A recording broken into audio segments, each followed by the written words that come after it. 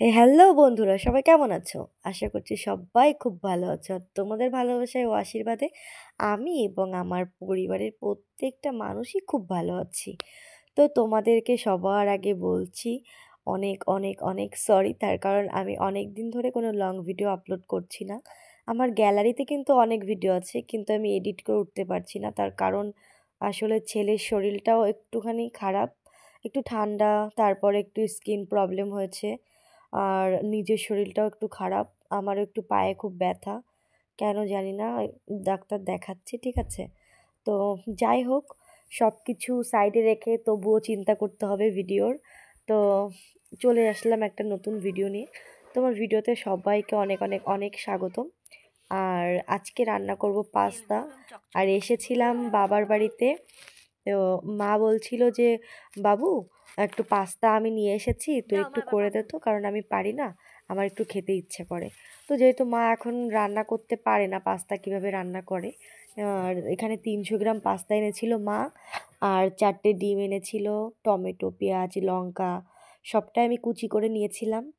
আর ওখানে আদা আর রসুনটা একটু পেস্ট করে নিয়েছি, ওর মধ্যেই দেব। আর প্রথমেই কিন্তু আমি জলটা উনুনে গরম বসিয়ে দিয়েছি, তার মধ্যে দিয়েছে সাদা তেল, আর দিয়েছি লবণ, যাতে পাস্তাটা একটু হালকা লবণের স্বাদটা থাকে, ভালো লাগবে তাতে খেতে।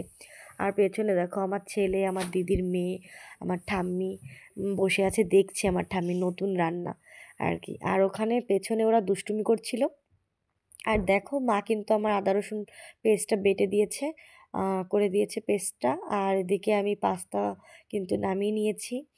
আর তারপর কড়াইটা ভালো করে ধুয়ে ওর মধ্যে আমি তেল দিয়ে দিয়েছি। গরমটা যখন মানে কড়াইটা গরম হয়ে গেছে, তখনই আমি ওর মধ্যে দিয়ে দিয়েছি তেল।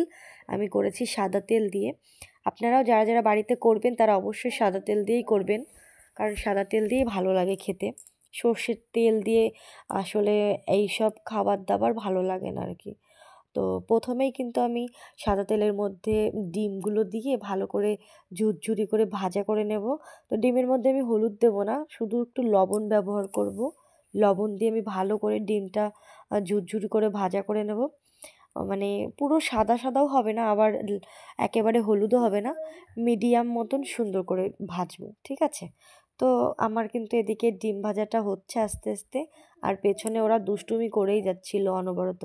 আর এদিকে ওরা কাঁচা পাস্তা তাই খাচ্ছে, বলছে খুব টেস্টি খুব টেস্টি। আমি বলছি দাঁড়া বাবা, আমি একটু বানিয়ে দিই, তারপরে খাস, তারপরে বলিস কেমন হয়েছে। তো যাই হোক, আর মা এখানে কিন্তু আমার ক্যামেরা করে দিচ্ছিল। আর মা কিন্তু ভালোভাবে ক্যামেরা করতে পারে না, যেহেতু মানে আমি বলছিলাম মা বারে বারে যে মা কড়াইয়ের দিকে ফোকাস করো, মা কিন্তু পারছিল না। তো যেমন পেরেছে আমার মা, আমি তাতেই এইটুকেতেই সন্তুষ্ট। যাই হোক, আর দেখো এখানে কিন্তু আমার ডিম ভাজাটা প্রায় প্রায় হয়ে গেছে, আর ওটা আমি নামিয়ে নিয়েছি। তারপর কিন্তু কড়াইতে আমি সাদা তেল দিয়ে দিয়েছিলাম আরেকটু। তার মধ্যে দিয়ে দিয়েছি প্রথমে পেঁয়াজ। পেঁয়াজ দেওয়ার পরে ওর মধ্যে কাঁচা লঙ্কা, টমেটো সবটাই দিয়েছি। আর ওর মধ্যে অবশ্যই লবণ দেবো পরিমাণ মতন।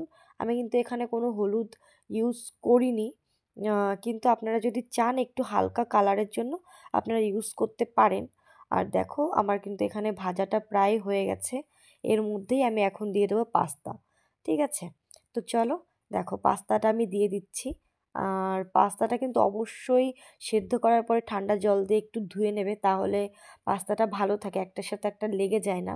যেহেতু আমি এখানে সাদা তেল দিয়েছি, অসুবিধা হচ্ছিল না, তবুও আমি কিন্তু আরেকবার করে ঠান্ডা জল দিয়ে ধুয়ে নিয়েছি। তো যাই হোক, এখানে আমার পাস্তা দিয়ে এটার সাথে ভালো করে মিক্স করা হয়ে গেছে। অনেকটা টাইম লাগে, কারণ পাস্তাটা না একেবারে সাদা সাদা হয়ে থাকে, যেহেতু একটু অনেক টাইম নিয়ে মানে একদম আস্তে আস্তে আঁচে যদি এটা করা হয় খুবই টেস্টি হয়। আর আমি পরে কিন্তু সস দিয়েছি, অনেকেই পেঁয়াজ তারপর সবটা যখন দেয় না, তখনই অনেকে সস দেয়। তো যাই হোক, আমার হয়তো মনে ছিল না, তার জন্য আমি পরে সসটা দিয়েছি। অনেকে পরেও দেয়, সমস্যা হয় না। তো আমি কিন্তু দেখেছি একটা ভিডিওতে যে শুধু পাস্তা সেদ্ধ, তার সাথে সস ভরিয়ে ভরিয়ে খাচ্ছে। তো যেহেতু আমি এখানে মিক্স করেই রান্না করছি, তো পরে দিলেও চাপ নেই। আর এখানে কিন্তু আমার পাস্তাটা পুরো রেডি হয়ে গেছে এখন। এর মধ্যে শুধু আমি এখন দেব ডিমগুলো। আর ডিম দিয়ে আমি আর 2 মিনিট মতন একটু হালকা নাড়াচাড়া করে নেব, তারপর পুরো কিন্তু কমপ্লিট হয়ে যাবে। তো চলো আমি ভালো করে এটা মিক্স করি আর তোমরা দেখতে থাকো। এখন ডিমটা দেওয়া হয়ে গেছে, ভালো করে এর সাথে আমি মিশিয়ে নেব। না হলে কি বলো তো, ডিমের মধ্যেও না মশলার যে টেস্টটা সেটা কিন্তু যাবে না। এটা ভালো করে আমি এখনও 2 মিনিট আর কি হতে দেব। কড়াইতে আমি 2 মিনিটের জন্য ছেড়ে দেবো, তারপর আমি এটা নামিয়ে নেব। তাহলে কিন্তু আমার পাস্তাটা রান্না পুরোপুরি একদম কমপ্লিট। তো দেখো, এই যে এরকম ফাইনাল লুক হবে এইরকম। খেতে কিন্তু মানে যতটা টেস্ট হয়েছে, দেখতেও কিন্তু খুবই সুন্দর হয়েছে। তো চলো, বাচ্চাদেরকে দিয়ে দিয়েছি আর এখন দেবো আমার বাবাকে। আমার বাবা বলবে এখন কেমন হয়েছে খেতে। বলছি, বাবা বলো কেমন হয়েছে, তোমার মেয়ে রান্না করেছে, খারাপ বলবে না। তাই বাবা বলছে ভালো হয়েছে, কিন্তু আমার বাবার একটা জিনিসই প্রবলেম, তোমরা দেখে হয়তো অবশ্যই বুঝছো যে আমার বাবা বলেছে ভালো, কিন্তু আমার বাবার একটাই অবজেকশন এসেছে যে তেল একটু বেশি হয়ে গেছে। তো বন্ধুরা, আমি কি বলবো, আমি সব জিনিসে একটু তেল বেশি দিয়ে ফেলি, তাতে কিছু কি বলবো আর, মনে থাকে না, ভাবি অল্প দেবো কিন্তু হয় না। তো যাই হোক, আমার মাও কিন্তু বলেছে খুব টেস্ট হয়েছে, আর বাচ্চাদের মুখ দেখে দেখো, ওরাও কিন্তু খুব টেস্ট করে খেয়েছে, খেতে কিন্তু খুবই ভালো হয়েছে। তো এখন আমরা খাবো। তুমি এটা নাও, হ্যাঁ নাও, এটা নাও, বসো বসো। তো আমরা খেতে থাকি আর তোমরা ভিডিওটা দেখতে থাকো। ভিডিওটা যদি ভালো লেগে থাকে অবশ্যই এটা লাইক করো, কমেন্ট করে দেখাবে পরের ভিডিওতে। আজকের মতন টাটা, বাই বাই।